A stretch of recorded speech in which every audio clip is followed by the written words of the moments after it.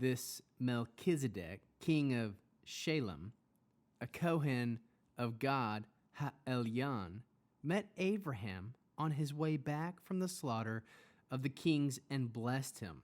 Also, Abraham gave him a tenth of everything. Now, first of all, by transgression of his name, he is king of righteousness. And then he is also king of Shalem, which means king of peace. There is no record of his father, mother, ancestry, birth, or death. Rather, like the Son of God, he continues as a Kohen for all time.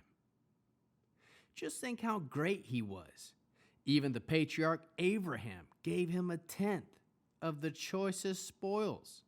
Now, the descendants of Levi who became Kohanim have a commandment in the Torah to take a tenth of the income of the people, that is, from their own brothers, despite the fact that they too are descendants from Abraham. But Melchizedek, even though he was not a descendant from Levi, took a tenth from Abraham. Also, he blessed Abraham, the man who received God's promises, and it is beyond all dispute that the one who blesses has higher status than the one who receives the blessing. Moreover, in the case of the Kohanim, the tenth is received by men who die, while in the case of Melchizedek, it is received by someone who is testified to be still alive. One might go even further and say that Levi, who himself receives tenths, paid a tenth through Abraham, inasmuch as he was still in his ancestor Abraham's body when Melchizedek met him.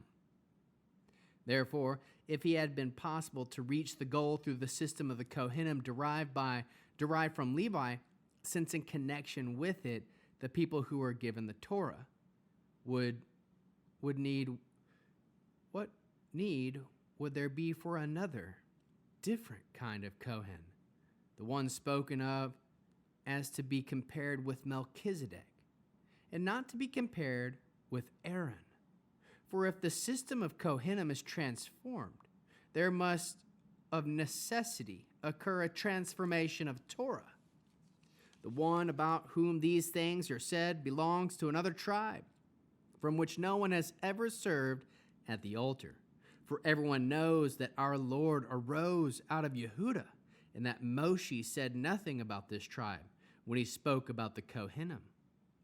It becomes even clearer if a different kind of Kohen, one like Melchizedek, arises, one who became a Kohen not by virtue of a rule in the Torah concerning physical descent, but by virtue of the power of an indestructible life.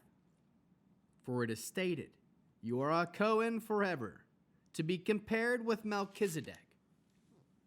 Thus, on the one hand, the earlier rule is set aside because of its wickedness and inefficiency, inefficacy. For the Torah had not bring anything to the goal. And on the other hand, a hope something better is introduced, through which we are drawing near to God. What is more, God swore an oath, for no oath was sworn in connection with those who became Kohanim now.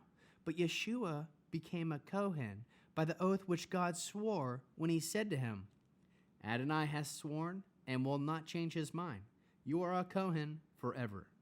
Also, this shows how much better is the covenant of which Yeshua has become guarantor. Moreover, the present Kohanim are many in number because they are prevented by death from continuing in office. But because he lives forever, his position as Kohen does not pass on to somebody else. And consequently, he is totally able to deliver those who approach God through him, since he is alive forever and thus forever able to intercede on their behalf. This is the kind of Kohen Gadol that meets our need, holy, without evil, without stain, set apart from sinners, and raised higher than the heavens.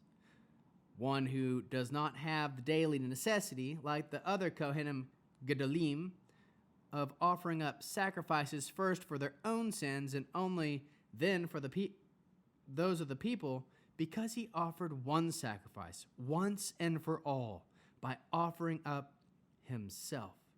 For the Torah appoints a Kohen Gedalim, men who have weaknesses.